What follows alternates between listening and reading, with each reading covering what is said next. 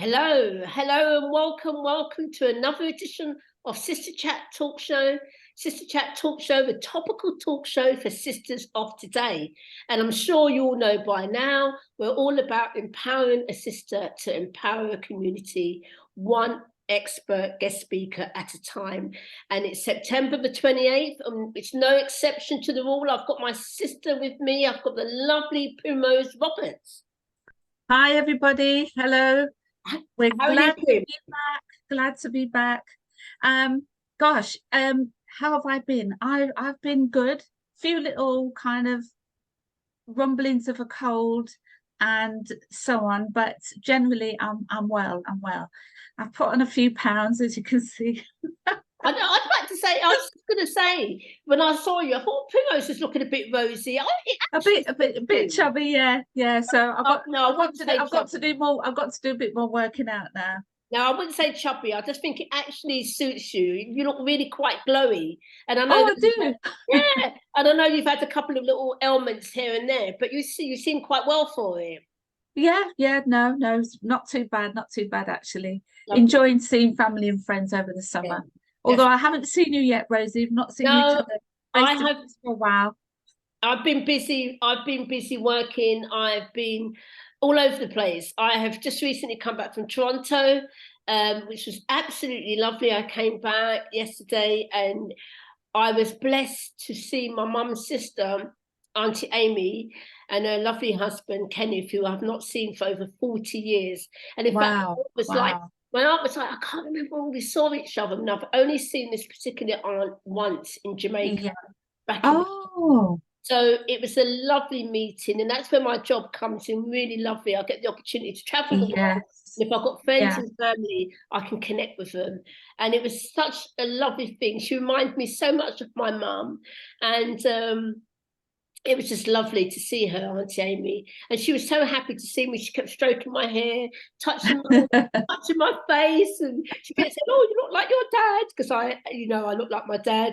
And it was just a lovely meeting, and I felt truly blessed and really lucky to have had that opportunity. And it was When I saw your picture on Facebook, you actually look like her. that's what everybody keeps saying. Yeah, I was thinking, wow, there's a real resemblance. Yeah, that's what everybody keeps saying, that I look like her.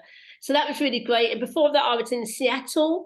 I love Seattle because I used to watch Fraser. I don't know if anyone used to watch Fraser. Yeah, I used to yeah. love Fraser. So that was the tick box for me getting to Seattle. But unfortunately, it was marred a little bit because of the terrible drug taking that's happening over there, the homelessness and the drug taking. Oh, One of right. the Okay. streets, you turned the corner and it was really weird because you had all these tourists walking around and there was a whole street of people who were transient, and taking drugs, and it was just that What, was very openly? very openly, Wow, a big wow. problem. But Yeah, apart from that, it was lovely to be in Seattle. But yeah, I'm glad to be back home and on my days off. yeah, It's really good. yeah. So you're listening to Sister Chat Talk Show, the topical talk show for sisters of today, empowering a sister through excellence by one guest speaker at a time. And it's September the 28th, and it's no exception to the rule that we have a wonderful guest speaker. And we're going to say hello to her. But as usual, we're going to, the second part of the show, we will be learning more about our guest speaker, and she'll be talking to us about what she is doing. So welcome, FOLA Phillips. Welcome, fella. Hi there. I'm really, really happy to be here. We are really happy to have you. Good to have you. We look forward to talking to you and hearing all about your endeavours and what you're doing. And so Fola is going to be with us for the next couple of hours. So as usual, she's going to join in like a sister. Just join in with us, and the second half of the show after our break, we'll let her all about you. So welcome to Sister Chat Talk Show. We are on LWR and Facebook, and today is September the 28th, 2023. Where has it gone? I know. And you know what? I just have to say very quickly, I've already seen stuff in the shops for Christmas. So it's just popped into my head. But you're right. Where has it gone? I saw when we was in Seattle, they had a market, and they had all the Christmas decorations out, and I was like, oh my God, Christmas already. I'm thinking I might go away this Christmas. Christmas is always a bit tricky now. I think it's going to be tricky now my dad's passed. Yes. Yeah, so I'm almost thinking like, oh, I might go to Jamaica. But then me and Lorraine are planning, hopefully going to Jamaica in October to do my dad's funeral. The two of us going to take a quick trip down there. And so I see, but I might do that. Or I might just come out to your house, Primrose. You don't know. You might see me. You know what? Yeah, well, you're welcome. Seriously, you're welcome. No, thank you very much.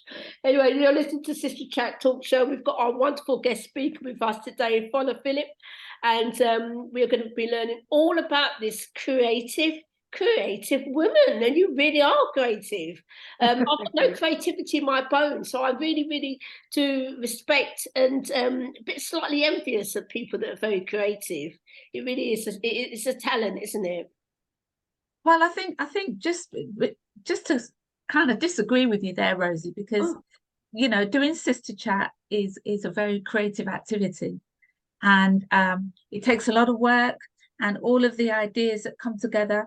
Your creativity is bubbling through networking and doing this.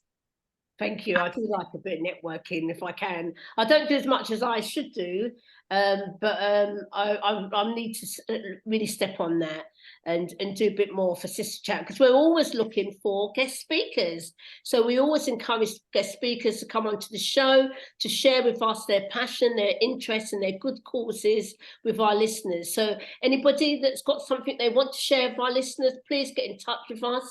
You can see the details in the background of me. You can also go to our Facebook page and you can get our all our details up and email us with it. We look forward to listening to you. We look forward to hearing what you have to say, because it's all about empowering a sister to excellence.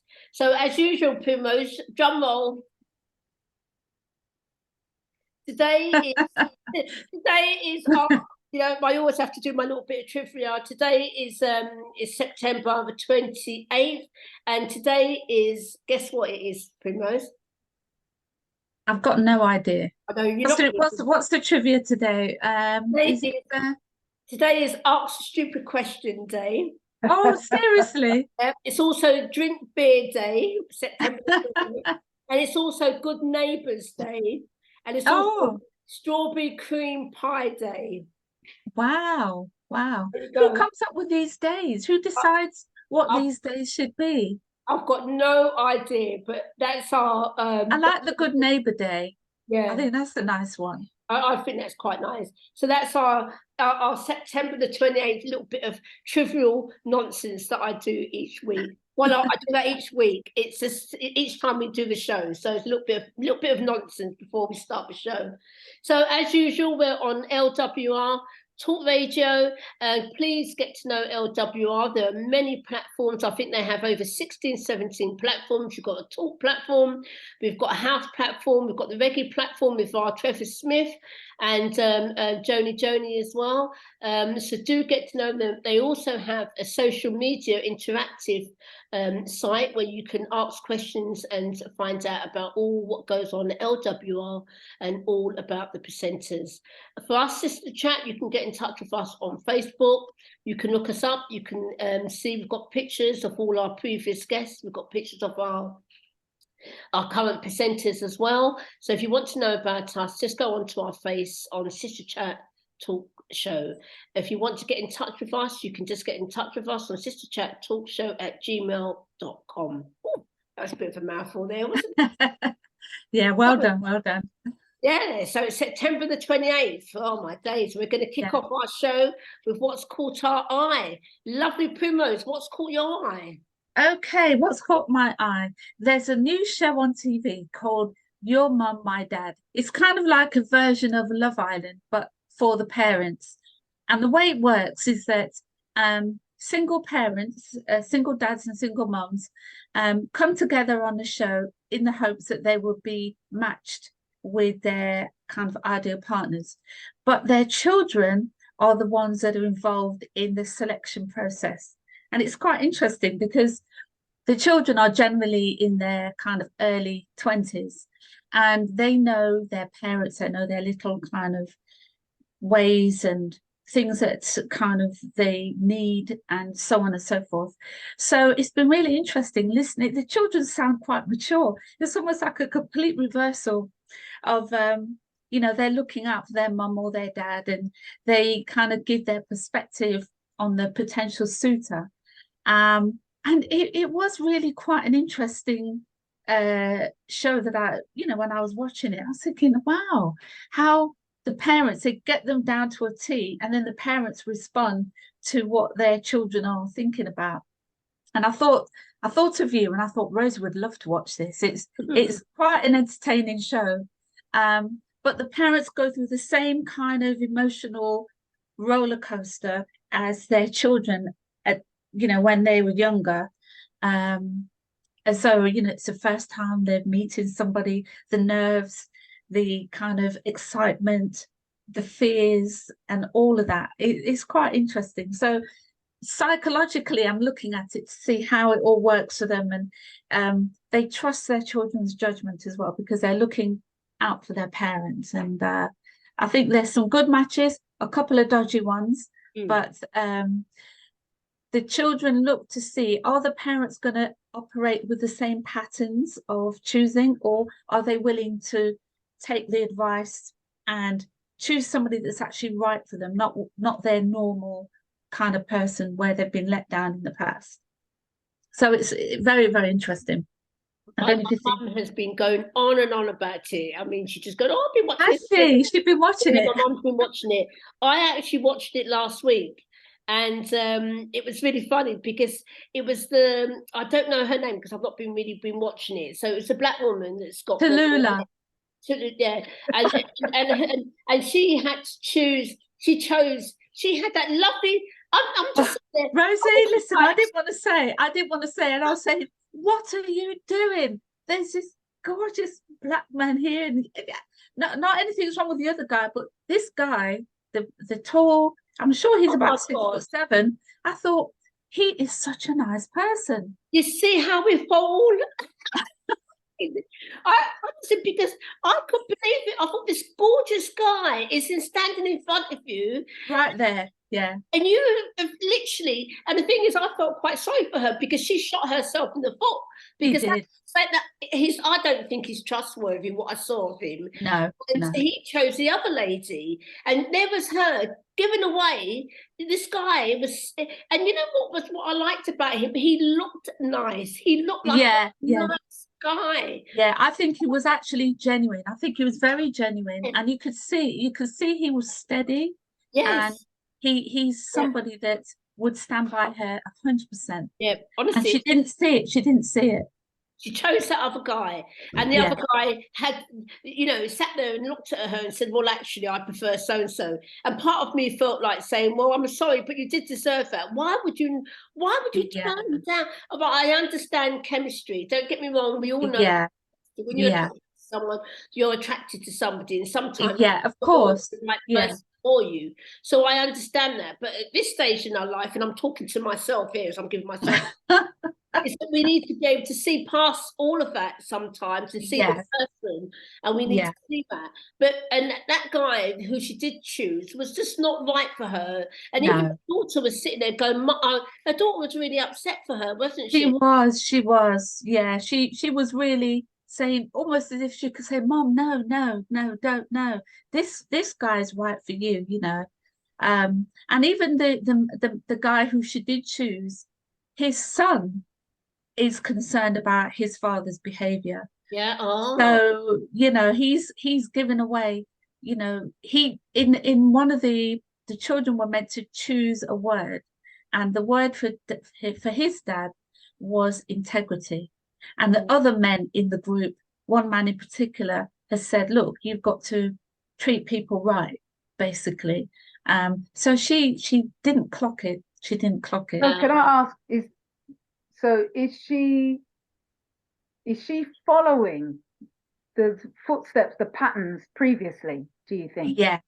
And what the children are doing is trying to help their parents to look at relationships in a different way and make choices that are right for them, rather than the same old habits. Absolutely. Or, you know, the fears or the reserve and stuff. So And they're spot on. They're Yeah. spot on. Absolutely. I've seen the US version of this. I don't know how many series they did, but I saw the first series, so I was aware that there was a UK version Yeah. coming out. And what was also interesting in the US version, I haven't seen the UK version, is that they have the children living together as well, the adult children living together. Oh. All right. So you've got the adult children and you've got the parents together separately. So, you know, things can happen Yeah. with some adult children. I don't know if that is something, you know, there's space for that in this UK version, whether they're all together, you know, hormones raging. So that's another dynamic that's yet to play itself out. I think you're right about that, FOLA. That's interesting. Because when I was watching this morning, was it this morning, one of those programs, they were saying, they were hinting that there was some relationships going on with the children. So you're absolutely spot on. Oh, you mean between the children? Yes. Yep. Oh, I see. Not between, not, yeah, because I kind of got a sense that they seem to be, to me, they got along so well because they've all got a really good attitude and a good outlook. And I thought I could see this bunch being really close friends because of this experience. But yeah, there may be some that would actually get together as well. Yeah. Well, that's interesting. I should definitely watch it. And mine is very similar to yours, Primrose, what's caught my eye. And so I think it's the right time to say, it's back. When did it start? Programs, Married at First Sight. When did it start though? Started last Monday, if I remember rightly, and it's for those that don't know, it's another dating show because that seems to be what's on at the moment, and it's called The Social Experiment. So what they do is that people put their trust in what the experts, and these are a range of psychologists and relationship experts, they put their trust to match them with somebody, and they don't know who that person is until they get married to them that day. So it's married. It's kind of really crazy, eh? It's been, I think it's done, it's really quite big. It's big enough. We've got the Australian version, we've got the American version. And this is UK. It started last Monday. And so far, what I've seen is 4 marriages. I think when the program started, I think it really was a social experiment. I think they really were saying, can you put your trust into these experts to try and find you someone? And I think it was the premise was very genuine. But I think as time has gone on, it's got more into reality TV. It's more about, you know, creating the sort of like stories, you know. And one of the guys, he was actually in the Sunday papers today, and he was very much saying that, you know, the show, the producers were now sort of stepping in and, you know, sort of setting the scene in terms of making it more of a reality TV rather than a genuine connection to meet somebody, which is a real shame because it is actually like that, but it really has gone down the entertainment route. And what they need to do is change it and say, this is an entertainment program. We've got no intentions of matching you up with anybody. We just want to get our viewing figures up and give you some entertainment. And I think people will buy that. So they need to be conscious about how they are going to go with the show, to say what it is, and then we would accept that. But that's the premise for it. And this poor guy was matched with a transgender woman. He's pansexual. So it seemed like a really good match, but it really didn't work. So, and another couple who look ideal, absolutely ideal, they've been matched as well. So we're going to see. So I think tomorrow is going to be 4 more couples that are going to be married at first sight. It's a great program. It's quite brutal at times, and it's quite a brave thing to do, to get on public TV, national TV, and marry someone you don't know. I think it's quite a tough one, really, because there are real emotions running high when people are in this show, and I think to kind of bring it down to just the entertainment level is kind of a bit disappointing if they do it that way, because I think people do genuinely want to see, do these matches work, and if they are going to take that decision, can they trust the experts' kind of judgment and matching process? And I think it should. Some people, I think, have come onto the show not necessarily very genuine, whereas others have and you can see the dynamics that go on because of that. Well, I No. also think, never seen the show, not interested in seeing the show, but You don't know what you're missing. no, it's okay. Time is very important to me, and I can't get that back. So, No, you're absolutely right. But- Follow, you're absolutely right. but that's how Big Brother started. Yes. Big Brother Yes. was the social Yeah. experiment, and then it kind of evolved or devolved into this entertainment Yes. thing. Yeah. And you know, you had experts then, so it's in its transition to what it's become. I'm talking specifically Big Brother and maybe this show. How much do the experts really have in terms of power, you know, to dictate, and how much is at the hand of the producers? And really what happens then is that it's a little bit, again, all of these so-called reality shows that started as one thing and has become something else. So you can talk about Britain's Got Talent, and even before then Pop Idol, and all of those things which seem to have genuine intentions in the beginning and then became something else, that it just comes down to the most common denominator of manipulation and exploitation. And you know, those people, some of those people that go for those shows don't always have the level of self-awareness to ascertain what it is. And some people do. Some people go in there very clearly knowing what it's about. So the manipulation and exploitation comes when that person doesn't know or is unaware of what the full story. Yeah. I think they have to actually they have to see a psychologist before they go on the show, because you know, there are some people that feel quite vulnerable, and I think quite rightly that if they are expecting something really real to come out of it and it doesn't, it can affect people quite a lot. So there's all sorts of dynamics, and you know, reality shows shouldn't be the kind of order of the day, but it seems to be a real trend the past few years. Yeah, and I think it's follow what you said is so true, because that's what the guy was saying in the newspapers.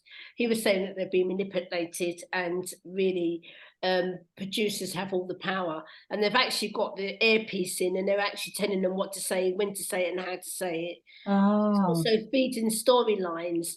And it's a shame, really, because I don't think they need to do that to get viewing figures. People are generally interested in watching people getting married at first sight. You can just let it run, but they obviously feel that they need to put more in. So so that was mine, following on from yours, Primrose. What's caught my eye, and as I said, everybody, you're listening to Sister Chat talk show, the topical talk show for sisters of today, and I've got the lovely Primrose with me and our lovely guest speaker FOLA, and we're just continuing with what's caught our eye. FOLA, what's caught your eye? Well, it's been all over the socials, and I think maybe TV. And the reason why I say I think maybe TV, because I don't have a TV deliberately, and I don't really read the news, but hey ho, I'm on the internet, so it's going to come to me some way, shape or form. And so this is how this piece of news I want to share with you came about, and it's to do with the incident that happened in Peckham last week, in a hair shop owned by an Asian company, where a woman literally got choked out by a member of staff. I believe it was for an attempted stealing, but I'm not quite sure. Whatever it was, didn't require that level of physical assault or any kind of assault. That's what, you know, you call the police, and that's supposed to sort that out, apparently. She was the one that got arrested, not him. But what was great about the aftermath of that is the community coming together and literally shutting that place down, and it hasn't been open since. So they've been constantly protesting outside of that particular store, and letting people know that that's something that's not going to. Whereabouts is that? Because I did hear about it, but I never got a chance to see. I believe that's on the High Street, Peckham High Street. Oh, Peckham High Street. Might have got that wrong, but yeah. Okay. And what, people went out with banners and placards and things like that? Yeah, they went out with what do you call those? walkie-talkie, mouthpieces, Yeah, Right. and, Okay. foghorns or whatever it is. Yeah. Oh, the loudspeakers. Loudspeaker, that's it. The foghorn. Loudspeakers.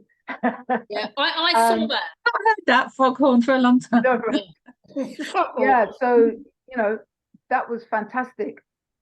That's great. Is that kind of strengthen the community when you really realize, look, it's really easy to shut these spaces down when you understand the worth of your commerce. Yeah. Okay, and there are so many other alternatives that we can go to, and a lot of it is about convenience. Yes. It's not the opportunity, it's the opportunity of convenience, which is why many people go there, to these spaces that don't respect you, but want your money, that Your want money. your greed. Yeah. And there's other places that you can go. So, I think it is for us as a community, we have to really look at where, I'm not saying anything different than what's been said for decades. Really have to look at where you spend your money. You really have to look at where your commerce is valued. And it's time to really think about whether a little bit of inconvenience or discomfort, and I'm talking about on a surface level discomfort, is something that you could handle in order to put your money elsewhere. Yeah. It's got to be really intentional actions now, and I'm just hoping that it's not a situation where we're waiting for the waters to be calm, because this is something that I can see. Because I think we could quite easily, that could easily happen, because once everything's calmed down, everybody kind of goes back into a sense of complacency. And I don't think anyone objects to any community having a thriving business, but where hair care products for the Black community, all the things related to our hair and beauty, is not provided by our own people, I think it's a privilege that somebody else provides that. So if you disrespect that, I'm sorry, but no, we need to start saying, actually, we need to support the businesses that we own, where that comes in. And if we have to travel out, nowadays, there's a lot of stuff that you can purchase online. So some of those stores may even be able to, you can purchase the stuff online, it can be shipped to you. Do you know what I mean? So hopefully those options are available too. Yeah, all of those options are available. And what's been happening is that there's been a surge of information online about where you can go. But this is why I say, for me, those spaces are about convenience. Let me just pop out to the shop. Yeah, of course. Yeah. It's that, I think, more than it's anything else. So you're saying more about being more intentional with what we do and where we purchase and so. Absolutely. Yeah, I saw it on the internet, and because you couldn't really miss it, and once again, I just felt to myself that, as they say, don't buy where you're not going to be hired. If they're not going to hire you, why are you going to go in there? And it's a long history, isn't it, with us as Black people in terms of where our mindset and what we do and how we do it. And once again, it's about being in spaces that they don't want us to be there. So the question is that why do we go there? And I think you're right, FOLA. I think it's a bit about convenience, even though Brookston isn't the most convenient place to get to. A lot of people go for the hair care and stuff. But I think it's about just changing our own mindset, and believing in our own power. We have power. We've got monetary power. We've got power to purchase and do what we want to do. I never go. Everybody that knows me knows I will walk a million miles and go. You're not getting me in those shops. I won't. And if I've gone in there a little while ago, when did I go there? A long time ago. I haven't even been in there recently. I get vexed when I go in there, and I end up getting vexed and walking on. Because I'm like, why might this shop let this man park me? So I end up walking out. I can't go to those shops. You don't need to go to those shops. The supermarkets where you are hired sells those products. A lot of those supermarkets now, Boots even does a large. Yeah. And you are Yeah. being served by a black person who is making money and able to sustain their lifestyle and the way they live because they're earning a wage. Why are you going to go to these? And the thing about what upsets me is the way some of these Asian people in these shops, and I'm just talking about Asian people in these spaces, the way they view us. They see us and, you know, they see us as, but they don't have any respect for us because they just feel that we're just not worthy and they think we're stupid. And there is something in that, because why are we going to spend our money in these shops? Why can't we have our own shops? Well, you see, we've been here long enough. We can have our own. I mean, it's good thing is now that I know that there are our own shops, and it's good that people are beginning to post up where these shops are on the. A lot of people are posting now, this is a black hair care. We need to go and support those hair care. We need to go. If you can't find the convenience that you can't get to a black owned shop, then go to the supermarket or go to Boots. Do not go into those Asian shops and buy anything. I mean, or go online. Or buy online. You don't need to go. Why? The black hair care is worth billions and billions and billions of pounds, and it's going into Asian communities that don't appreciate us or don't add value to us in any way. I think it's such a shame that we dropped the ball. And, you know, sometimes when you drop the ball and you've broken it, you don't know how to put the pieces back together again, and it's just opportunities get missed, and sometimes they're very big opportunities. And, you know, okay, so we are kind of starting to rebuild again, because I saw a few WhatsApp businesses of black-owned businesses. But what I do know is a lot of the Asians also, they own the warehouses that stock the black hair care products. But, you know, that's a different thing. I think we've got to get the products from somewhere. And maybe for some of those people, I don't know, the black-owned shops, I don't know where they get their stuff, because you've got to go to the big warehouses. I know there's a big one in Clapham where it's a huge warehouse where, you know, it's Asian-owned, all black hair care products. But I think certainly the pound, you know, you get the British pound, you get the black pound. We need to start putting our money back into our own community. We couldn't open a sari shop and have them all Asian people coming in. It just wouldn't work. Imagine it. They would not buy from us. So maybe look out of curiosity, but they certainly wouldn't be purchasing. No, they wouldn't. You just know. Yeah, you wouldn't go to the Jewish community and, you know, the stuff that they provide. You can't buy it in the same way because their community supports their local economy. But the thing is once again, it's about that long history that we've had with racism, isn't it? Yeah. It's about the history of 500 years that seems to follow us everywhere we go.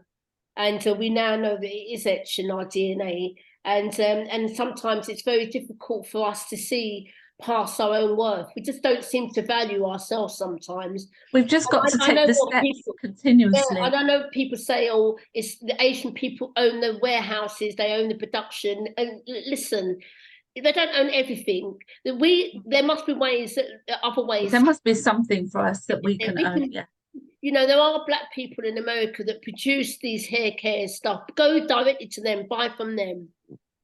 There has to be a way. You can't go to these shops and buy stuff. It's just, it really is. And as you just pointed out, Primrose, if black people were to open up a chain of sari shops, we would see this, we would hear about it. We would all hear about it. Yeah.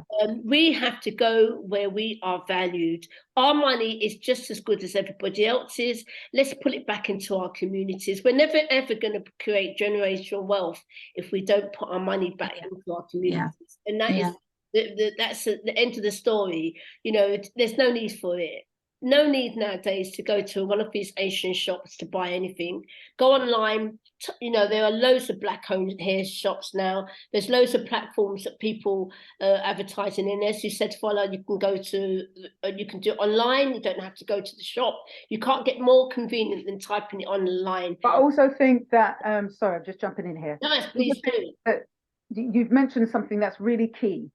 it's not for lack of brains or want or anything, because we have all of those things. I think one of the biggest things that are against us as a community is our individualistic way of thinking.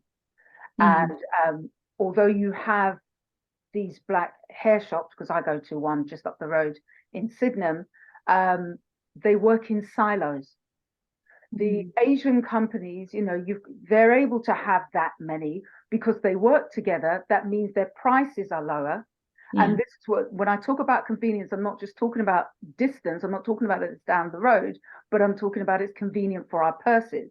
And so somebody in this so-called, you know, crisis of living that we're in at the moment, they're going to choose that, not because they don't want to support the black hair shop necessarily.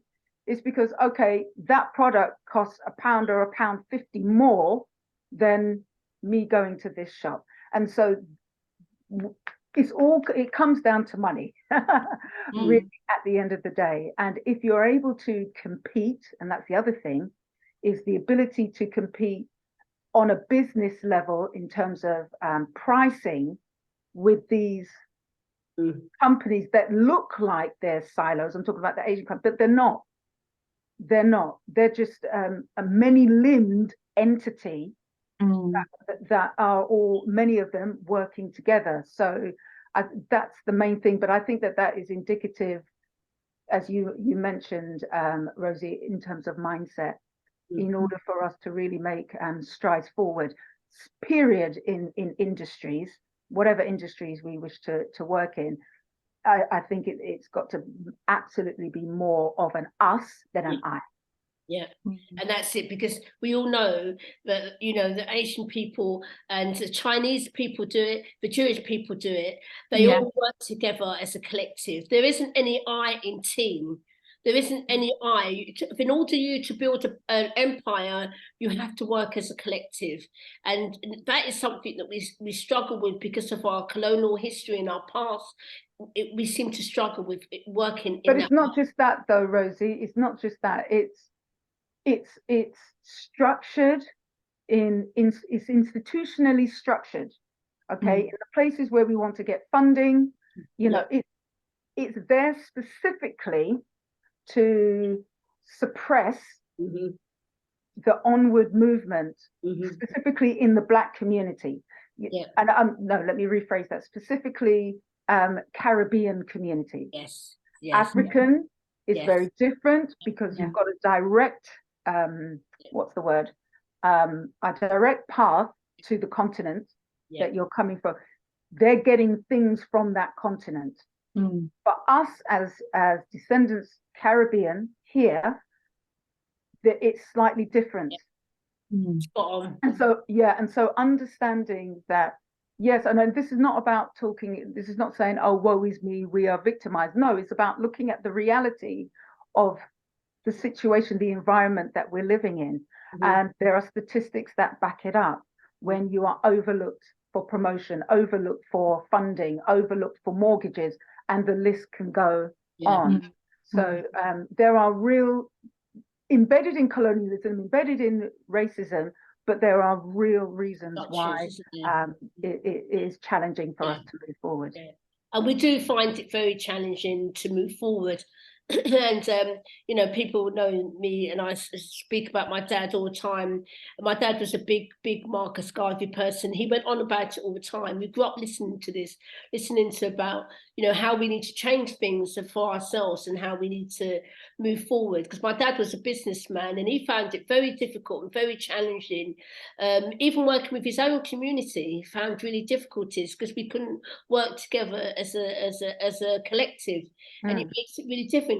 But the sad thing is that, you know, we're getting to 2, 3 generations, 4 generations, and it's about how do we move forward, and how do the younger people don't emulate that or get caught up in that systemic racism that we're talking about that keeps us down. And that is a real worry. But I think we can start from doing something really simple, and that is just don't go into those shops.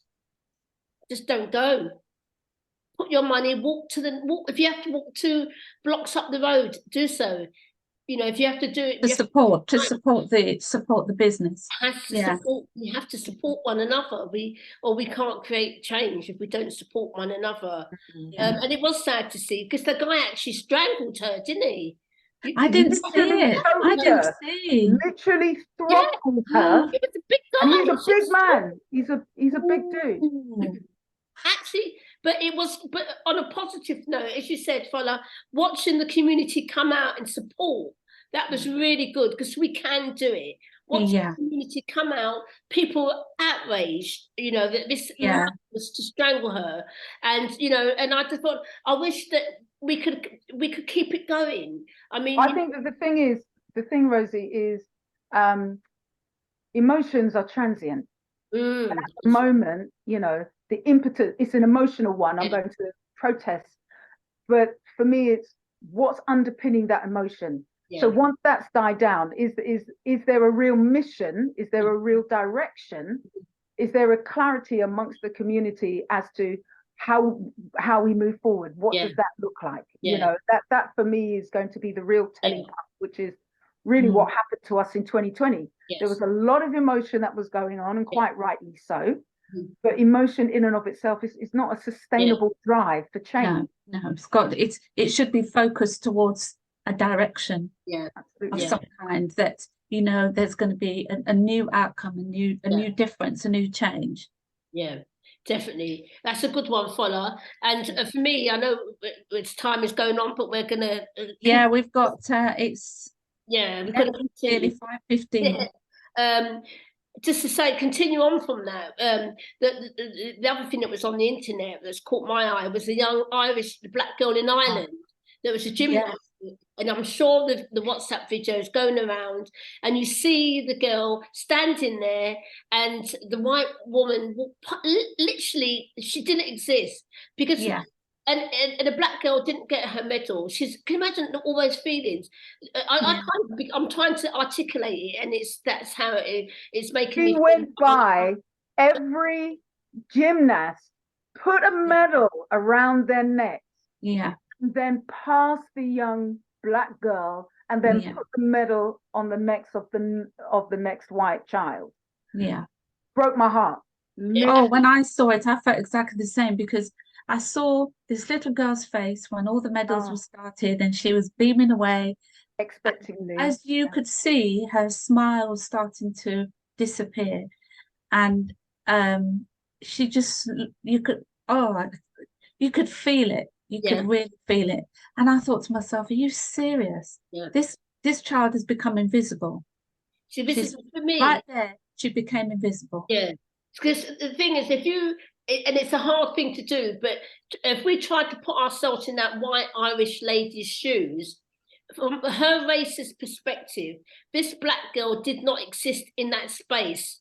That was not her space. No, I disagree. No, but I'm not saying. No, I'm saying she didn't. No, what I'm saying is she did exist.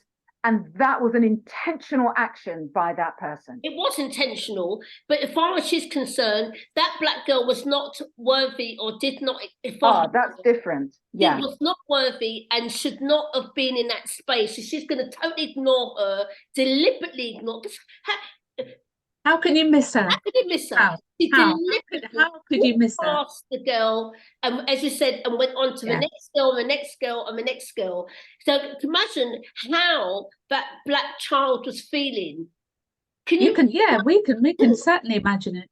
The feeling of worthlessness, inferiority, and we can't. The list goes on, and it will carry with her for a long time to come. Here's the thing about that.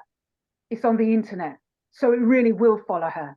It's something that she's going to be reliving again and again and again. And so this is the lasting, this is part of the lasting effects of it. It's a bit like Ruby Bridges, you know, the 6-year-old who attended school in America in the 60s, you know, that that helped integrate a school. She's 6, you know, 6-year-old guarded by guards, police, in order for her to go to school.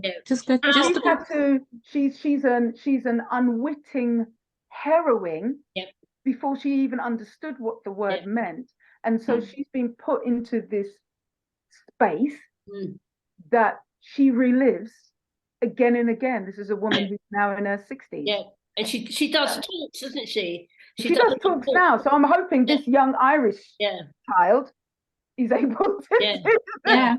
Can you imagine it? But for me, it's you know, I just think to myself, when I saw it, I just thought to myself, this is the trouble. You know, where we and people can disagree with me or not. I really don't. I don't mind at all.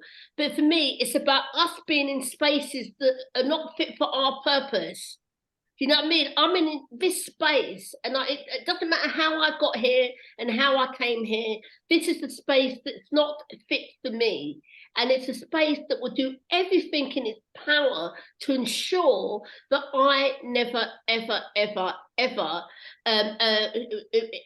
is successful. So it's about us trying to create spaces that are fit for our purpose. And that our little Black children can go to school each day and feel worthy because they are in a space that is fit for them and they belong. That was heartbreaking, absolutely heartbreaking. I wonder if that woman still has a job. For me, that's the question. Oh, probably. I think she does. Wow. Apparently, Then that lets you know she's I think she does actually. To me, this is kind of the struggles that a lot of Black people have gone through. And I hear what you're saying, Rosie. I think that the danger with that is where we then become pigeonholed into where we fit and where other people fit and where we can go and where others can't go. So to me, this girl, she had every right to be there. She was a gymnast. She probably did better than them. Equally so, or if not better, she was there to receive a medal. She was supposed to receive a medal. So that demonstrated her clear ability to do what she's supposed to do. She had every right to be there and to receive that medal. So it's in terms of like rights, the Black people need to, I think this is the issue, isn't it? About us feeling, where do we belong? Where do we put ourselves? We are not a group of people that should be just contained in one place, because this is often the kind of fallout of racism, that it's forcing us to be contained in one place. No, we've always had to push and break through and push really hard. And it's from childhood through to adulthood, through to old age. It's a continued thing that we've had to learn how to manage those dynamics, how to manage those resistances and those challenges. God has created us with strong backs, you know, and this young girl, unfortunately, has had an experience that she will probably have further experiences elsewhere or whatever, but it's about the fact that she knows she's supported, she knows she's loved and valued, and she's seen. How do we know that? I'm saying it on the basis of reading some of the stuff that her family have supported her, and the internet, you know, social media. She'd already be hearing that so many people are backing her. You know, complaints have gone to the Irish Gymnastics Council and so on. So there's been a real kind of protest, and she would know about that. She, even if she didn't know immediately all the details, as she gets older, she will know, actually, yeah, there's been protests for me. So that's what has to happen. Yeah. And I think we have every right to be wherever we want to be. Everybody else wants to be wherever they want to be. Why should we? Everybody else wants to be where we are. Why can't we? Exactly. So we have, you know, do you know what I mean? So we have a right to say, actually, I have a place here too. And I have rights here too, you know. So I don't, I just think that this child, I just felt so awful. I couldn't, like yourself, I couldn't find the words. I was thinking, what am I saying? What am I saying? This is a child. You're a grown woman. You should be able to understand even what it feels like to kind of feel left out. Oh dear. It was just... It just perpetuates a sense of worthlessness and being devalued, and it's something. Well, it can do potentially. You know? It can do if it's allowed. If this is a thing, you know, somebody deciding to devalue us, is only dependent on whether or not we accept that devaluation. And, you know, where the Black community have a much stronger voice, have much better ways of managing the discriminatory elements of all of this, she will recognize the potential of what that could do. But if she gets the right support, her value will increase. But for me, I hear what you're saying, but that's in the future, or that might be happening now. At that moment in time, of course, yeah, she was made to be humiliated. Yeah, in front of Humanised. potentially yeah, hundreds of thousands. absolutely. Yeah, that is how she felt. Yeah, that feeling, which is something that she's potentially going to relive again and again by virtue of it being online. And I'm saying again and again because who knows what environment she's in terms of going to school and so on and so forth. Yeah. So yes, she may have a strong family, but she still has to go out into the world. Yeah, she does. Yeah. You know, and so for somebody so young to be fighting, she's going to be having to fight so hard. I'm so heated about this that I don't have words. I'm so heated. And the fact that that woman still has a job is all, for me, it's the anger isn't towards the organization that's kept her employed.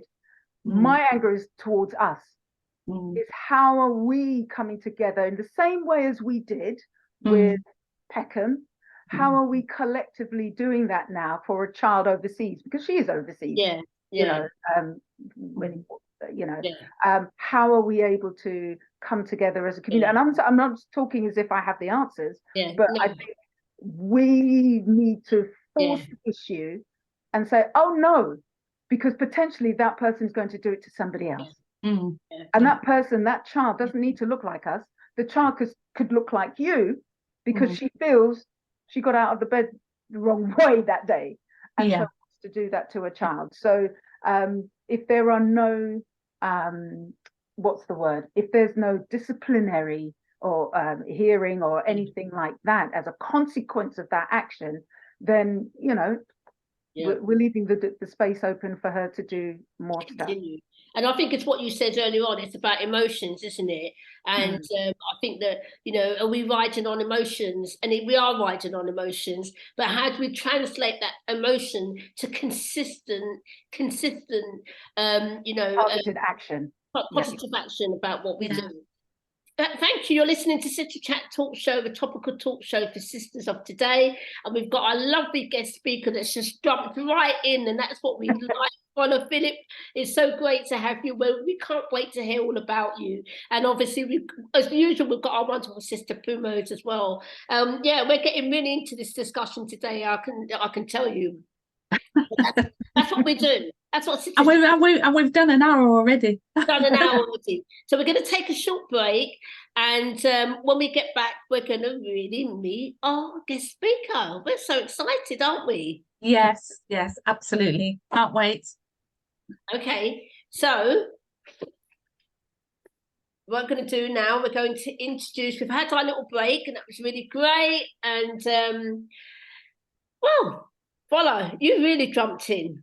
You're a sister for true. So let me introduce you to our guest speaker, FOLA PHILLIP. Hi, Welcome everyone. to Sister Chat Talk Show. Thank you very much. We love it. Honestly, our guests. Honestly, Primrose, haven't we had? We've had some fabulous guest speakers. I mean, people have come with incredible topics.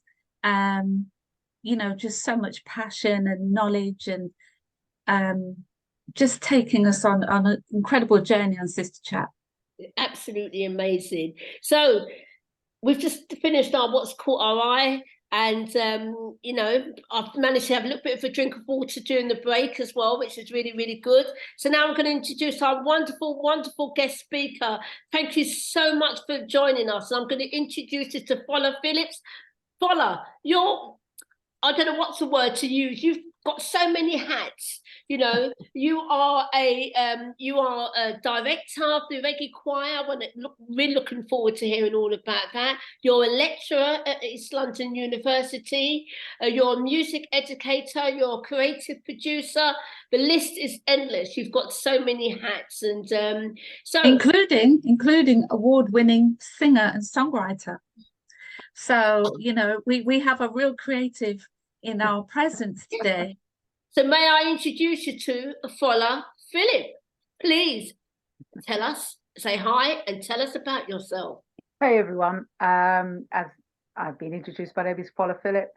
I think you've already said it. I'm a multi-hyphenate, but in my industry, the creative industries, that's the norm. The ability to wear many hats. In other words, it's called a portfolio career, is kind of essential. But even when I think about it, when I think back to my family, I think back to my mum growing up, she was the same. So, you know, she worked a day job, but she had a catering business on the side. So that I grew up with understanding self-sufficiency and independence, and you know, if there's something that you want, you've got to get out there and do it. And she told me that straight. She's like, oh, you want a pair of shoes? Well, you better go out and get a Saturday job then, eh? You know, and so that's what I did when I was 14, and I told them I was 16, but you know, those were the times. Yeah. Yeah. No one checked. They didn't check back in the 80s, No. not at all. Yeah. So you've got all these hats, and you're doing all these creative, wonderful things. So you've just literally just touched on a bit about your background and your family. So you grew up in London, I understand. I'm a Londoner through. And is that a Caribbean background? Yes. So my mother, or maternal side in general, are from Trinidad, but actually, having said that, my great grandparents are from Grenada. My father's side are from Grenada, and yeah, they came in the 60s. My mother came over in 66. I'm not quite sure. My father, he must have come over in the early 60s. My grandparents, this is on my maternal side, they came over in 56, either 56 or 58. So during the Windrush periods, basically. Well, Windrush was like, they came like 10 years later, but yeah, but it's still on the backdrop of that, isn't it? Absolutely. We're all Windrush, aren't we? Yeah. Product of that. That's become quite a generalized term. So yes. So tell us a little bit about your journey. How did you start off getting into? I know you said a bit about your mum, but was it kind of from that, or what were the other influences that started your creative journey? Always been creative. I genuinely don't remember a time when I wasn't, and creative in all kinds of ways, because, you know, my mum, single parent, not initially when we were growing up, but became so. Myself and my sister at the time, and much later on, my younger sister came along. Both myself and the next sister, we used to spend hours we had a desk each, like a school desk each in our bedroom, and we would spend hours drawing. I've still got scrapbooks somewhere of all the drawings that we did. So we were creative from an early age, and my mother's friends and so on, we would go to, I mean, I was 8 or 9 when I went to my first concert, which was Ray Charles in the park, Hyde Park, I think it was. 10 when I went to see Stevie Wonder at Wembley Arena for my birthday. This is my mum taking me. So she instilled in us really early the love of culture and creativity, and books and literature, because that was her bent, that was her thing. And so we grabbed the ball and we kept running, and that was also continued to be instilled. Remember back in the 80s specifically, and you know, really started late 60s, more so 70s, with the Saturday school movement. So I was a product of that. So going to Saturday schools, Black Saturday schools, and learning about self, learning about history of self, and so on and so forth. So myself and my sister were imbued with a lot of stuff early on, going to ballet, the Royal Ballet Theatre and things of that nature. So, you know, the things that my sister and I were exposed to weren't necessarily the stuff that my friends, my immediate friends, were exposed to. So there'll be things I talk about and they're looking at me blank, you know. So which is really, it's really interesting. So I've grown up with like a what's the word? I keep losing my words. With a diverse range of influences from the creative field. Yeah, yeah. So you mentioned that you're award-winning singer-songwriter. Is that was the first part of your journey, actually going into singing, or yeah, music was, well, it's all in tandem, you know. So music was absolutely a major love, and I can't say whether it was first or second to drawing, because they were always side by side, and later it morphed from drawing into media, because that's what my degree was in communication media, and I studied film production and video production and film history and that kind of stuff. But all the time I was doing music.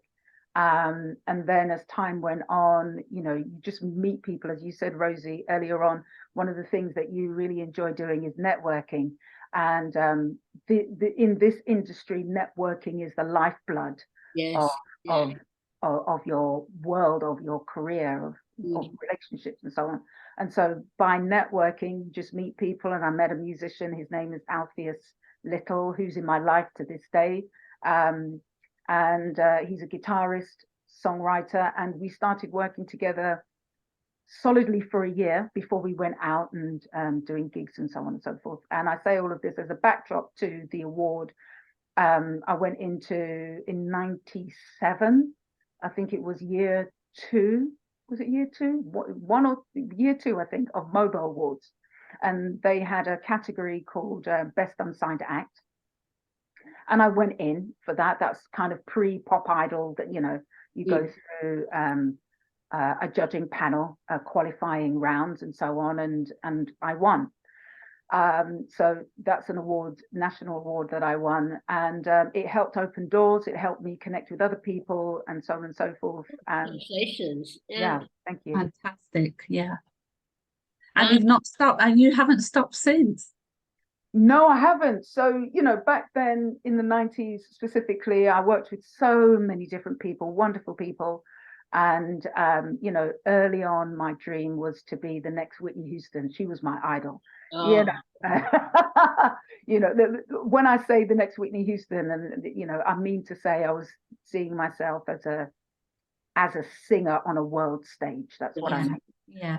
And I realized towards the late 90s that that's not what I wanted. Not because it was too difficult or anything of that nature. I just realized once you become exposed to what the opportunities are, because usually, you know, somebody says, oh, you sing, you should go on Britain's Got Talent. And it's like, well, no, there are a myriad of ways that your talent or your gift or whatever can be seen. And there's myriad of ways in the industry that you can make your living from singing. And so these are the realizations that I came to at that point in time. And I realized, no, that's not what I wanted. I wanted to perform, and I love performing, and I do, and I get hired to this day to perform, and I'm grateful for that. But an opportunity was afforded to me to teach at Hackney Community College at the turn of the millennium, and without having any teaching experience, but somebody took a chance on me and said, you know, I think you'd be great in my department. And so that was the start of my career over 20 years ago as a music educator, and that I haven't stopped. No. That sounds excellent. Yeah, that's interesting because most people, you think that most people who are singer-songwriters, the end goal is to be in Hollywood and, you know, on the pop charts or something like that. And that we do forget there are what I call localized singers that are doing their trade and doing very well and very successful and don't necessarily feel the need to be, you know, the next Whitney Houston. They're quite happy doing what they're doing and very successful at it as well. And it's really interesting that you've gone down that education journey, because I think that's a really, you're sharing your skill. You're sharing what you know to the next generation, and that is so important. And I'm sure that is so fulfilling. And it's interesting that somebody gave you the opportunity to go into the colleges and do that, because you normally think, oh, you've got to have a teacher's degree or something. But the fact is that you've gone in there and you've worked with all these young people, and I'm sure it's it must be so such a satisfying feeling. Yeah, well, that's where I really found my passion, you know, is through education. And I know the kind of person I am. I get bored really quickly. I need to be stimulated. And the path that I've chosen, and even in education, you know, I was very clear that I really didn't want to do a PGCE, you know, that's going to keep me in a primary school or keep me in a secondary school. That's not the type of teaching that I wanted to do, but I wanted to move around flexibly in the different sectors within the educational system. So, you know, of working specifically on voice or on music business or music production, you know, the ability to be flexible across the music industry within the educational system was what I wanted to do. Yeah, I didn't want to be just in one place, a music teacher in a school. Nothing against that, but I knew that that wasn't for me. So I've got a lot of experience across many of those sectors within the educational system, really from primary school, secondary, further education and higher education. And what is your aim, apart from, I mean, what is the aim that you hope to achieve when you're in these settings? What do you really look to achieve? Do you know what it is? What I am stimulated by, what gives me the high is seeing the light bulb, seeing it click in a student's face, seeing the evolution, the transformation of a student. Those are the things that really, I'm like, this is what it's about. And sometimes, and it's not about, oh, I'm now a better singer. No. It's much more to do with, I have more confidence and belief in myself. And those kinds of things extend beyond music. They extend within their life period. And I know for a fact, because of feedback that's been given to me by said students and ex-students, that, you know, they've been able to use these skills are transferable in other areas. In fact, I'll give you what happened to me literally just a couple of days ago. I was on the tube with some of my reggae choir members, and I heard somebody call my name, and I turned around and there was a beautiful young dark-skinned black man, and he had these pearly whites beaming, and I looked and I recognized him straight away, but I couldn't remember where from. And he goes, you used to teach me at Hackney Community College, because I used to run the BTEC National Diploma there. And he was 17. He's now 35. Oh my God. That's amazing. And you still look good, girl. I'm just sitting there working. I'm thinking, how do you know? You look so young. She does. These dates back, and I'm like, look at the greys. Honestly, can't really see anything. Can't see anything. You look really good, and I think it's true what they say, isn't it? You know. I'm now teaching the children of the children I used to teach. Oh. That's how long. That's when you know you've been in it for a while. Can I ask? I didn't ask you. I don't know if that's the word, because I'm not musical at all. Is it genre? What do you sing? What is your specialism? What is your voice? Is that the word to use? Yeah.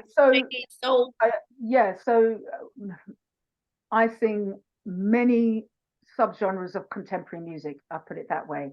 So it could be from jazz, blues, gospel, soul, country, rock, you know, many subgenres of So contemporary. quite a combination. Absolutely. One of the things I've learned is the ability to be versatile. You have to be versatile. So reggae, dance, you name it. You get a call, FOLA, can you come down and sing some dance music? Yeah, I can. All of these little, these subgenres require something slightly vocally different, you know, so the ability to deliver that is also important as a I'd singer. love to sing. That's one. I haven't got that voice. I haven't got that tone to sing. And I do really admire anybody that sings, and I think how beautiful it is to have a singing voice. And so it's really, you know, did your mum sing? Did you say? I can't remember. It's so interesting because both my parents passed away young, and I didn't know until many years later, because I didn't know where this came from. Yes. Because nobody else in my family, immediate family, or even extended that I was aware of was singing. I've got a distant cousin and she sings and she does really well, but people closer to me, I'm thinking, I don't know. So years later, I found out from my grandmother, in fact, that my mother used to sing in church. And I found out that my dad used to sing. He played guitar. I'm thinking, what? Oh. He played guitar. And my beloved uncle, my dad's older brother, he used to say how my dad was quite gregarious as a youngster. When I say youngster, in his 20s, and he would jump on the stages of other reggae icons like Desmond Dekker and whoever would come down, and you know, my dad would go on stage and he'll be singing with them. I was like, how am I hearing about this? And I'm in my 40s. I don't understand. That was then. That's like however many donkey years ago then. But yeah, so it was very late. So it's come through. It's come through your. I believe so. So now you've discovered. That's a fascinating discovery as well. Absolutely, absolutely. See, that's So it. how did you go on to found the reggae choir? Tell us a bit more. Tell us about that. So yes, before I do, I'm gonna show you my t-shirt. Oh, yes. So my t-shirt says 10, as you can see. So it's an anniversary t-shirt. We celebrated our 10th anniversary last September. So now we're entering our 11th year now. So we started in September 2012. And by that time, I've been a music educator for some time. And, you know, as you know, when you're working in other people's companies, other people's institutions, there's their rules that you have to follow. Some things you agree with, some things not so much. And at that point, I wanted to create an entity which fully encompassed my skills, abilities, experience, and so on. And I really felt that I had more to give. And I wasn't quite sure how to do that. And I wasn't even sure whether that would be in an ensemble setting, like a choir. I didn't know at the time. And then literally one day, I believe it was 2011, I believe it was that, there was an episodic documentary on BBC called Reggae Britannia. You can still see it now on YouTube. And it culminated in a showcase, a concert, a reggae concert, kind of celebrating the heroes and sheroes, the icons, the legends of different subgenres of reggae music, from ska, rocksteady, two-tone, blues, you know, conscious reggae, lovers rock, and so on and so forth. And I distinctly remember, you know, the camera panning to an audience which was completely diverse, intergenerational, I'm sure, you know, religion, creed, race, whatever, didn't matter what was going on right at that moment. Is a huge mass community of lovers of reggae music who are all smiling, all dancing, all laughing, all singing, all the words to every single song, regardless of who was on that stage. And I was completely, my head just blew, because I said, that's it. There was no other question. It was really clear. That's what I'm to do. I think at that point, I maybe spoke with 2 people, literally, just running the idea by them. They said, yeah, fantastic. go for it. And I looked on Google at the time, is there anything else that's going on? There was one entity in London I'm talking about. Specifically, I believe they were called London City Reggae Choir. They were based out of Brixton Rec. Yeah, I think I've heard about them. Yeah. And so I knew, okay, I'm not going to go to Brixton because I wasn't going to step on anybody's toes. So, you know, so that's how that happened. It happened purely by me coming across this documentary. By that time, I had a mailing list of students that I could contact, see if they were interested. And I was already working with an entity at the time, they're now defunct, I believe, but or no longer in existence, called Stratford Circus in East London.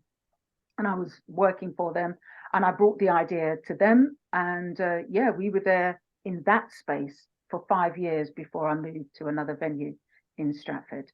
So that's how that came about. And where do the choir members all come from? That was a question I was just about to ask. All over. I think initially, many of them were from Caribbean descent, you know, at the very beginning. It's so interesting because even before Reggae Choir was official, we were getting requests to perform. So, you know, we were official in September 2012, but we were getting requests to perform before that. And it was like, I've got no members yet. You know, we can't go out yet. So the initial people that came in looked like me.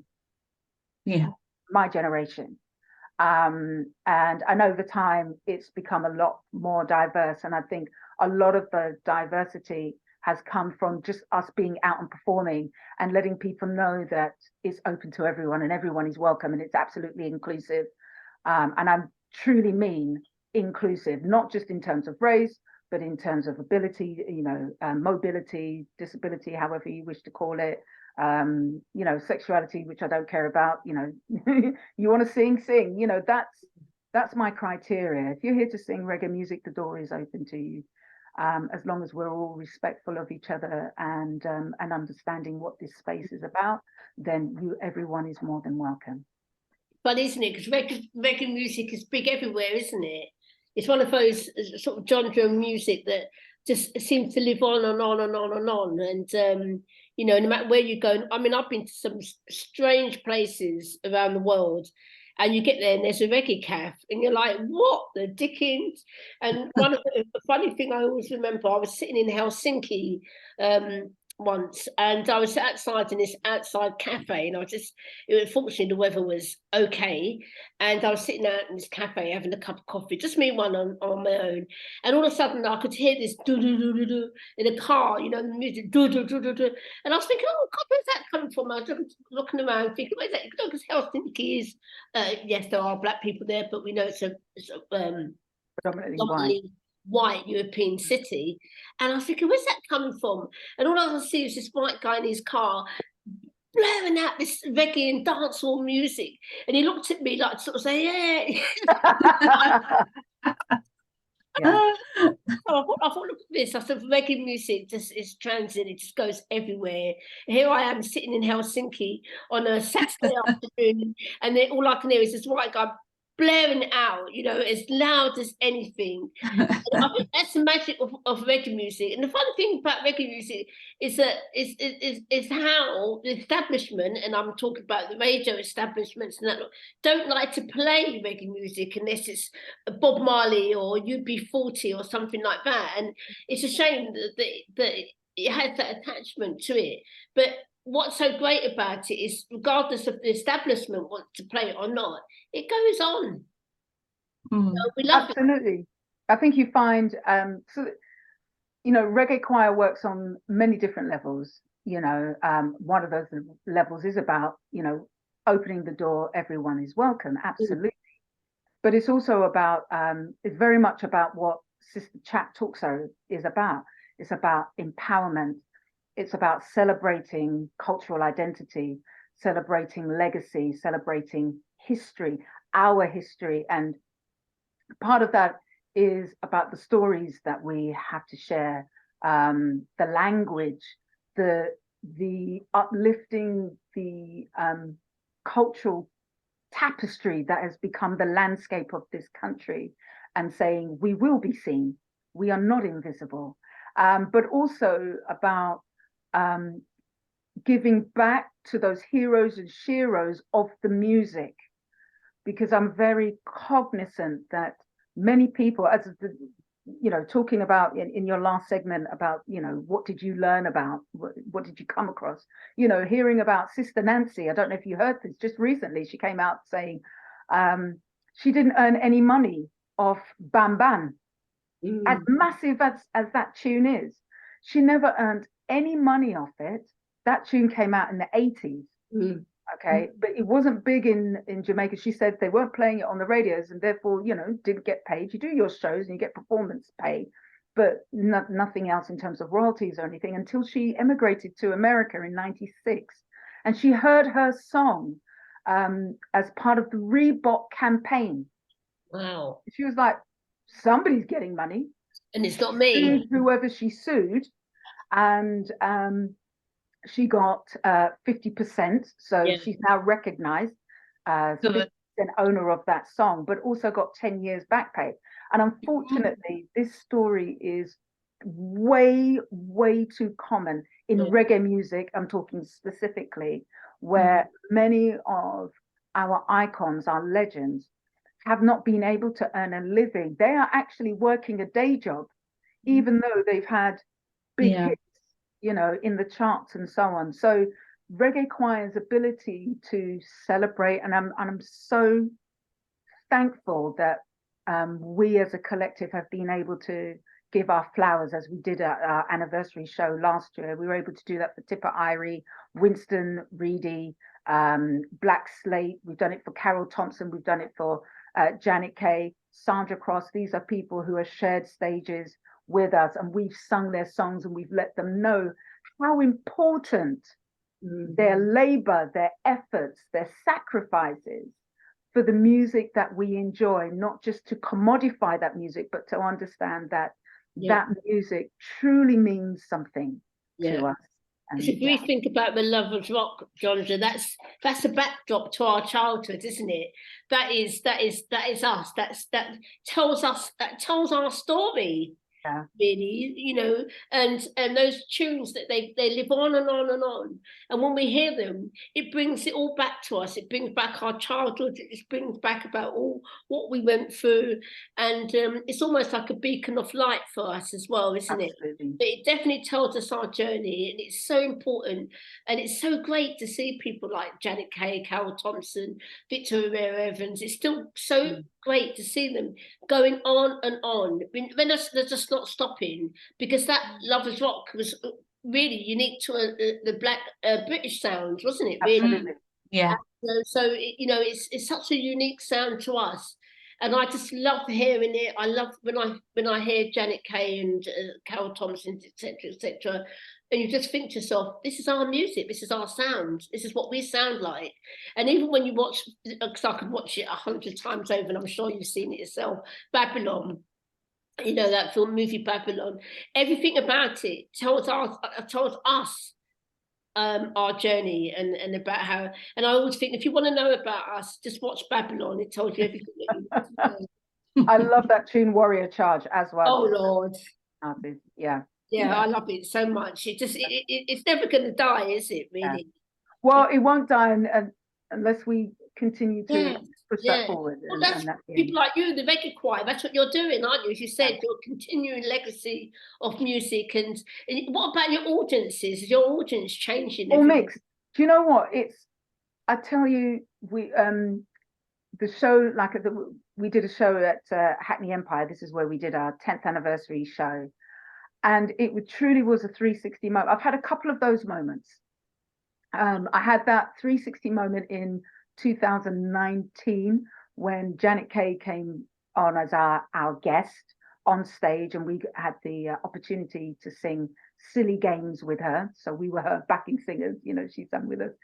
And, you know, I have very visceral memories of that song as a child, on my estate with my other friends, you know, geeing each other to try and hit those high notes. So, you know, 40 years down the line, to be able to share the stage, or 40 more than that, share the stage with her was like, wow. And then the second 360 moment takes me back to the reason why Reggae Choir existed, or how that idea came to be, was the audience reflected exactly the audience at the Barbican that I saw on TV.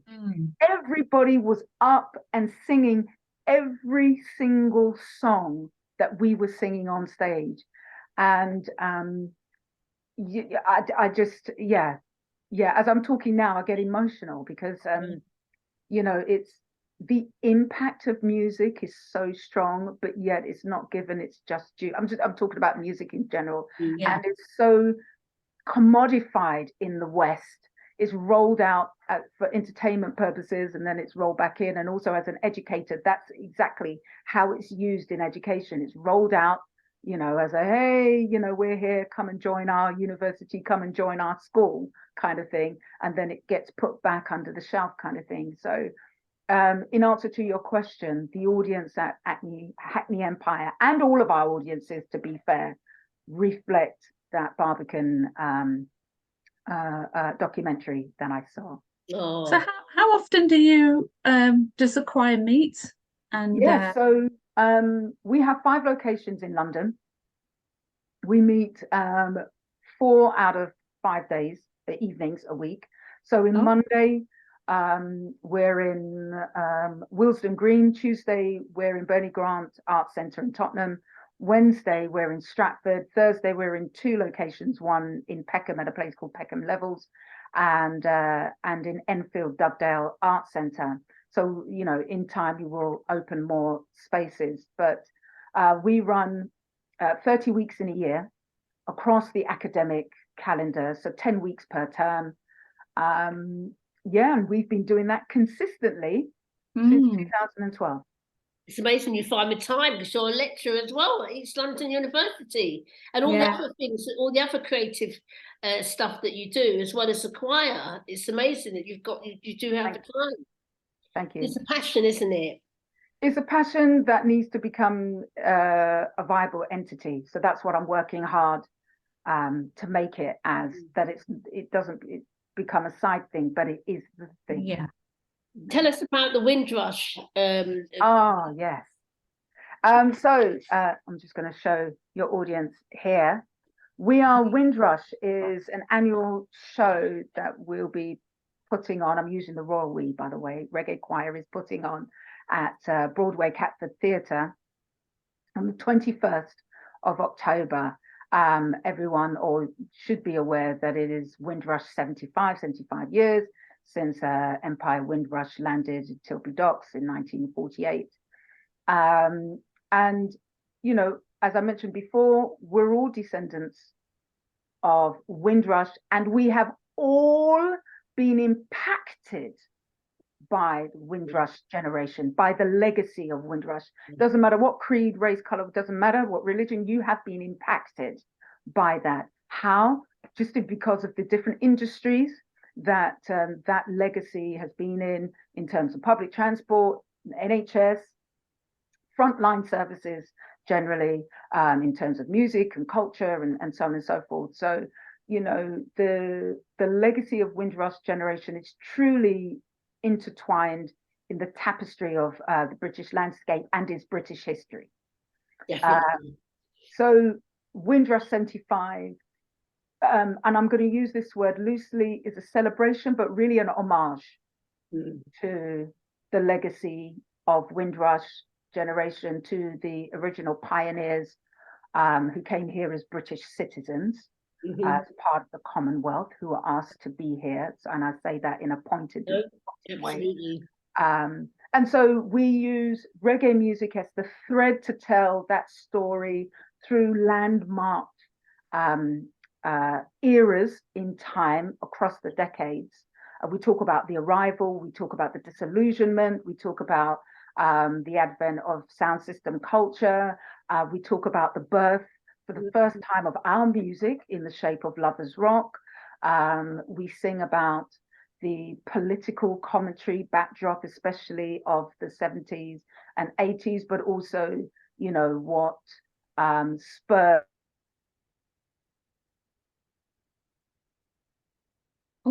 the advent of, for instance, Nottingham's, the violent, brutal racial death of an African brother at the time, whose name I can't believe has just escaped my memory, and that was the advent of Notting Hill Carnival as it is today. And I'm very cognizant about wanting people to remember, don't let that disappear into the ether. You know, the way that Notting Hill Carnival is enjoyed now is wonderful, great. It brings tens of millions, 100 million pounds of, I don't know how much of that goes back into our communities, and that's another discussion, but it's also about remembering its origins. And so we will be bringing some of those things back. And it's an emotional roller coaster that touches on the harshness, the realities of it, but also the beautiful things that have come from it. And we end on some of us were able to go back home out of choice. That includes my grandparents were able to go back in their 50s. They still had life in them, and they made successful companies and so on when they went back to the Caribbean. But also talking about the Windrush life and the fact that we are still receiving the backlash of that. So yes, it's the whole gamut. You know, it's marvelous. It's great. That the reggae choir is keeping that legacy on, and I have to sort of give condolences to a family that we know, the Beckford family. Mr. Beckford passed away today, and he was from the Windrush generation. My dad has passed, and he was a Windrush generation. And we think about them, and we don't just celebrate them. We just, as you say, they are heroes. They are legends, aren't they? You know, they are absolutely pioneers. And you think what they went, and I say it time and time again, the resilience of that generation is just mind-blowing. I don't even know if the younger generations understand the sacrifices that our parents and our grandparents and their grandparents made for them. And us as first generation born, you know, we are the children of the empire. And you know, and in our ways, we are also legends, because what we went through, a lot of us at school, and being the firstborn Black people at school, you know, there might be a couple of others in my primary school. Me and my sister was one of 5 Black people in that whole school. But the legacy of that generation of pioneers, I mean, you could cry when you think that they stepped off that dock at Tilbury and bringing with them hope and optimism and also the flip of that was a sense of naivety, because they had no idea of what they were stepping into. There was no internet. There was no well, remember, they were brainwashed. They were brainwashed because they thought that they were British. As my dad says, I could only quote unquote a whole heap of propaganda. A whole heap of propaganda. And my dad always said if he knew what he knew, he wouldn't have gone nowhere. He was telling him, yeah. But I think a lot of our parents would have done the same, because you come, not only have you got the weather, that's a whole different ball game, but the experience reflected the weather. You know, the coldness, the harshness, the wintry, you know. It's they didn't know what they were going into. And I do think if they realized, looking back, I think most people wouldn't have done it. And I think that's a hard one. I think that's a hard one, because I've listened to podcasts of people of who came over, and then the children of those. And you know, this back and forth question, if you knew what you knew then, what you know now, you know, that kind of thing. And it's really difficult, because then you're coming from a country, and I'm told, you know, not as many opportunities, etc., and you didn't think that you were living here forever. Remember, many came over thinking it was just for a short time. 5 years, many came over, you know, I hear so many stories, especially those women who came over to work in the NHS. You know, as soon as they landed, they were going into these dormitories and so on of these hospitals and so on. Their passports were taken away from them. Mm. What a lot of people don't know is sometimes the deeds to their parents' homes were made as guarantees. Oh, I never knew that. Right, yeah, for the children to arrive. So they had to be in Britain for a set amount of time, because if they didn't, then their homes were taken away. So even if they didn't like being here, they felt they didn't have a choice to go back, and passports were taken away. So, you know, there's all of these things that were happening, all of these stories that I think are still yet to come to the surface, that many of us know very little or nothing about. Yeah, because as you said, my dad always says to me and my sister, you have to remember we came as slaves almost. Our background of that slave history, we thought that we thought that we were British, we thought we were part of the empire, we thought that coming here, because that's what we was told, and as we said, it was all a whole load of propaganda. They really thought that things would be so different, and you know, and they came for the right reasons. They came to prosper, they came to earn money, they came to go home. They wanted to go home back after 5 years, and that was it. My dad, when he came here, he slept in Coventry railway station in the snow. He'd never even seen the snow, you know, 3 nights. Him and Can his you imagine? Oh best my friend gosh. slept in the snow in Coventry for 3. I mean, I could just, even saying it, I could just cry. 3 nights in the snow. But you know, my dad couldn't. I mean, I think my dad suffered the trauma. He could not believe what was happening. You know, he came here, and then of course our parents. Then they sent for their wives, and the wives came, and then we started to have children. They started to have children, and you know, and the resilience to be able to. Can you imagine what women went through? I mean, you know, they had children here in this hostile environment. They had to try and make a life.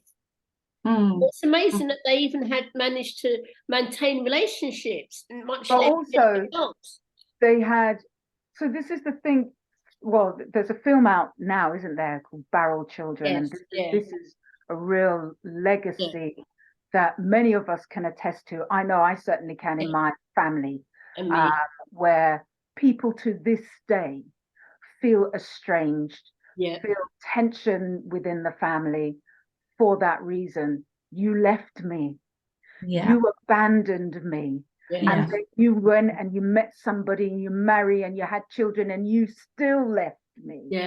You didn't, and I'm coming over and these siblings are, you know, are strangers. Except I'm not saying that that's the story for everybody. But it is for a lot of us. But for a lot of people, definitely. The psychological, the broken bonds, the broken attachments have had severe consequences for a lot of families. And it's cyclical, and it's generational. So these wounds they're not even healing. No, they're steeping sores to this day. Because some children, you know, me and my sister was just talking about it, funny enough, and we're sort of saying that some families, the children never even came over. They never ever sent for them, never. And also for some women, they came over to do nursing and whatever, and they came over for the good, and they actually got pregnant here. They had children, they had families already in the Caribbean, and they had children. They had to give those, I know people who were given up for adoption here by their mums because they didn't have, they were hidden children. They already had a family. And some of these women never, ever, ever went back for their children. They gave their children up for adoption. Some of them went back home, got married, and then sent for the new husband, sent for their husband and their family. And that child was still left, never ever knowing their families. I mean, obviously nowadays people have got the ability to trace their families. So a lot of people, a lot of women, our mothers, are getting a shock. They're getting a knock at the door. This child that they didn't tell anybody about is knocking at the door, saying, hello, I'm here. They didn't tell their families, you know. And then also the ones in the Caribbean who were left there and left in abusive, some of them were left in abusive situations. You know, it was absolutely horrendous. So we all now know, and most of us do know, the impact of that loss and separation and attachment is very, very hard to repair. And as you said, FOLA, so many of that generation, our siblings find it. I know I can speak for my late sister, and I mention this all the time. My late sister died and never been able to reconcile those feelings of loss and abandonment. Never, ever. You know, she was left in Jamaica, and that was that. She was the unwanted child, and it's so good that there are things like the REGGAE choir now and Powell children that tell me stories of what was happening, and the impact of that is also with us, and how we have relationships is still ongoing, isn't it? This day, you know, how we form and make and maintain relationships has some of it had a direct impact on how we were. So I think also, you know, so there's that, but it's also for us. Well, let me speak for myself as a child, and I'm only realizing this as an adult. There were very, very few times, and I'm talking about maybe on one hand, that I saw my mother as a vulnerable person, or showing vulnerability. Let's put it that way. That was something that I did not see growing up. So again, some of the legacy of basically not having a choice. You had to get on and do it because you didn't have a support system. You know, your support system was, you know, your network of friends and that you had around you, and maybe if you're lucky, you had some family members. And this is where we get the partner system and the rent parties, shebeens, those things coming from. But that where we don't have that strong Black woman syndrome. Strong Black man syndrome, not to be seen as being weak. Those are also trauma filled and continue to be a cyclical thing. And I'm sure that's the reason, well, one of the reasons why I am the way I am. I'm so, you know, I'm independent, or and there's nothing wrong in that, but it's understanding the root of where that comes from, and that you are allowed to be vulnerable and showing that balance. So there's all of these myriad of fallout. It's absolutely, because I think if you come into a very hostile and harsh experience, you know, showing vulnerability can be quite frightening because you've almost got to toughen up. And then as the parents are having children, they then are losing their capacity to show gentleness and warmth and love, because many adults have said they never felt loved by their parent. You know, just a hug or reassurance was kind of not the order. It's like, look, we got to go. Who had time for that? Yeah, well, but in a way, a hug, you know. But really, that's there should always be time. A hug doesn't take us a few seconds, you know. It's just That's a few seconds. But it's about survival. But the knock-on effect for a lot of people is they've felt an inability to know how to express those feelings, you know, and then that goes on to the next generation, and then you get kind of all those dynamics going on where you can't actually tell your parents how you're feeling. I remember when I was leaving home for the first time in my 20s, and you know, that same kind of, you know, your parents love you, but they can never tell you. They can never hug you. And I was leaving out the door, and I thought, I'm going to hug my mum, and no matter what, I'm going to get a hug. And I went and I hugged her goodbye, and she just clung on to me. And it was from that moment that was the order of the day. It almost like she needed me to do that to make that happen, because she probably wanted to but didn't know how. Because they weren't used to doing that. It was just hard work. You got to feed, you got to provide somewhere to live, you got to heat, you got to clothe, feed, heat, clothe, work, you know, all in a hostile environment. Yeah, and you love your children, but how do you?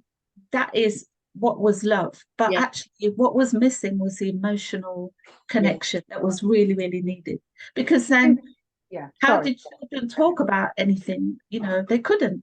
No, and the sad thing is what you just said. It's a generational thing now. Yeah. For us, as black It's community, for us we're still to finding break that. that cycle. Yeah, in terms of how we have maintained relationships and how we move forward with our children. I mean, Yeah. I was really lucky because I had a dad who told us every single day how much he loved us. And as you know, Primrose, my dad died last year, and even weeks or days before he died, he was able to say, "You know how much I love you. I love you." And he used to say all the time. Yeah. You know, all the time how much he loved us, and that was quite a hard thing for my dad because he was a hard man. My Yeah. dad wasn't a soft Yeah. man. He was. So there is a capacity. People have just got to push Yeah. themselves to do it, to even say Yeah. those few words and keep doing it and keep breaking that cycle of It's what we've not said. not connecting emotionally. Must break that cycle. It's very hard. I can't believe it. How much. FOLA, do you know we're running out of time? 2 hours, you know, and it's so, this bit, the last sort of 10 minutes is so important that we hand it over to you, FOLA. It's so important that you tell us about what you're doing, where you're doing it, when you're doing it, who you're doing it with. And it's also, if you could, please give some top tips for other inspiring creators, whether they're singers or they want to go into production, and also, most importantly, how can our listeners contact you? Right. So, Okay. but before you go into that, I just need to move over to Primrose. Primrose, when our last 15 minutes, is there any shout outs you want to do? Yeah, shout out to my family, Jermaine, Chantel, to Lyndon, to my mum, family members, friends, anybody that knows me. It's great to be on the show again. And you know, Sister Chat, you know, all power to Sister Chat and to our wonderful guest speakers. Lovely, thank you. And the same here. So just remind everybody you're listening to Sister Chat talk show, the topical talk show for sisters of today, and you catch it on the last Thursday of every month. The last Thursday of every month. You can also, if you've missed any of the shows, you can go to our Facebook page and you can see all the previous shows and all the previous guest speakers that we've had on the show. So shout out to LWR and shout out to our students at South Thames College who've supported us tirelessly.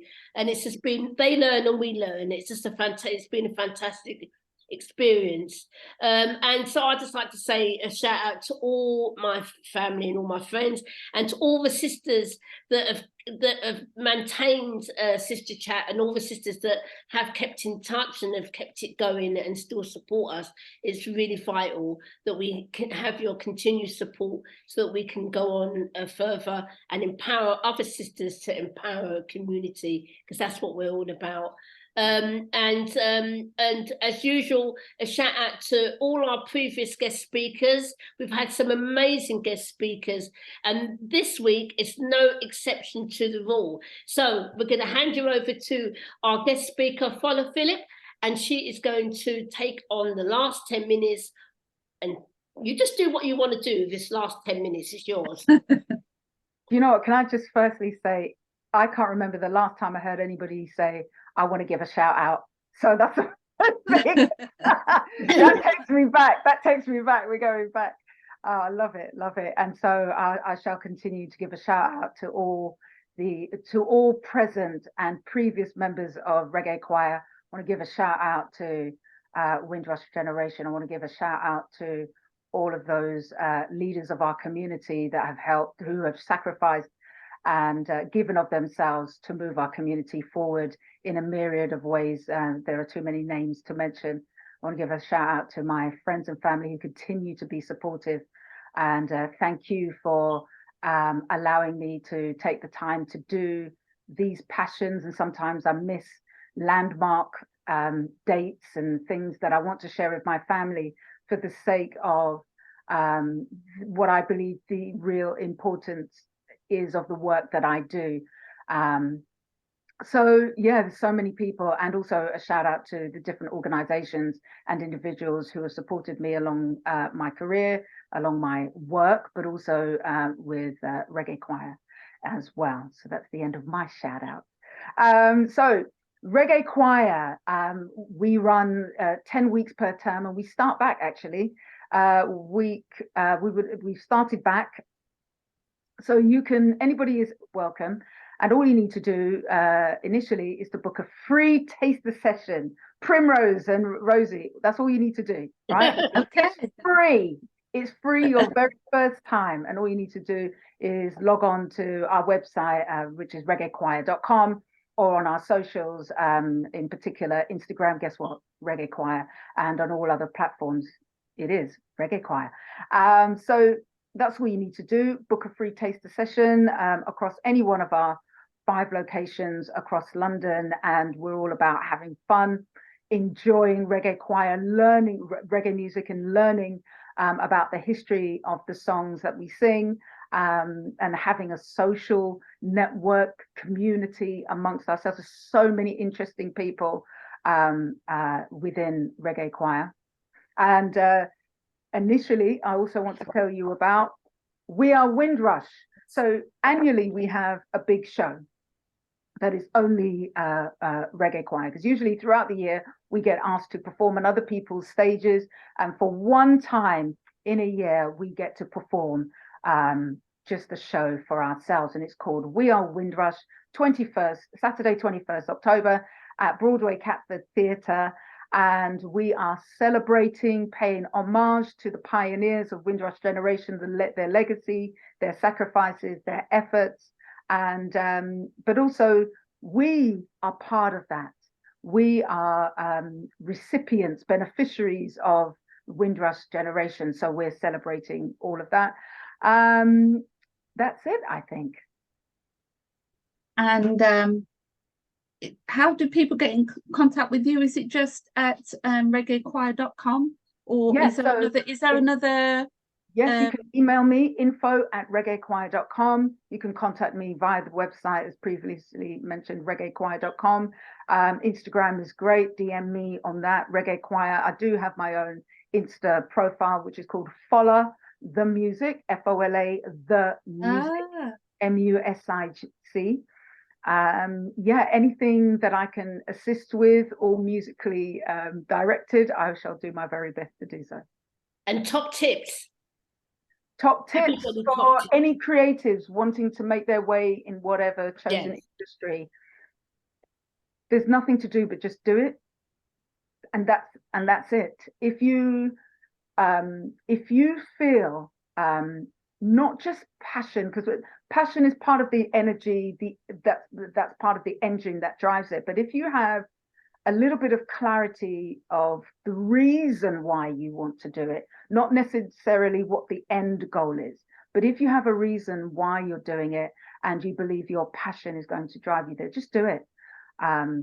There's so many opportunities out there now that there's absolutely no reason. You've got this mini computer at your fingertips. Didn't have that back in my day. You know, we didn't have Google, we didn't have mobile phones. You wanted to find out something, it was called the encyclopedia. You go to the library, or, you know, you talk to someone. So, you know, what I'm saying is that there are absolutely no excuses.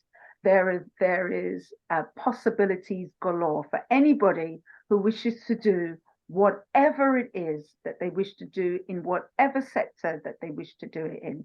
Just do it. And age doesn't matter, does it? Not at all. Funny enough, one of my ex-students is probably one of my oldest students at that point. She was 80. And we're talking about 15 years ago. And she used to live in Barbican area, right? And she lived alone. And then she sold her home, and she up sticks to Salford, to the BBC, because the BBC had recently created their centre there. And she moved to the BBC centre because they had residential housing there. And she moved there and she started a business. She started a candle making business. Wow, at 80, fantastic. By that time, she was about 84, 85. Wow. Completely self-aware, you I know. love that. Yeah. Love that. And I went to visit her a few times. Yeah, brilliant and absolute inspiration. Brenda Dean is her name. Wow. Wow. That's Wow. incredible. I think, Yeah. you know, and the thing is, it keeps you being creative, keeps you passionate, it keeps your faculties going, it keeps you enthusiastic and alive about so many different things. That's just brilliant. Excellent. Absolutely. Thank you. Follow, that was really lovely. Really enjoyed it. We enjoyed having you. It's a real pleasure. And I'm definitely going to come and see you. I hope you're going to come with me, Primrose. We're definitely Yes. going to come and see you. I love to come and see the reggae. Did you say where the reggae choir are going to be performing next? Is that the Windrush? It's at that's the Windrush. Windrush. Yeah. Yeah. 24th, 21st of Yeah. October. I love it. I'm definitely going to come. Primrose, Get your ticket. definitely. Yes. Yeah, Don't worry, we'll I'm get our definitely- tickets. Yeah. It's been a real pleasure, PHILLIP, to have you on our show. Thank you We've so really much for having enjoyed me. it. Primrose, as usual, my sister, my co-host, it's been wonderful. So just a reminder of our listeners that we are on LWR the last Thursday of every month. We look forward to seeing you next month. We're going to have Primrose taking the lead. She's going to be doing a session on... Well, it'd be something to do on mental wellness. Mental wellness. I haven't got a topic yet, but I'll let you know soon. I'll put you on the spot there, did I? Sorry about that. Anyway, so you're listening to Sister Chat Talk Show, the topical talk show for sisters of today. Get us on Sister Chat.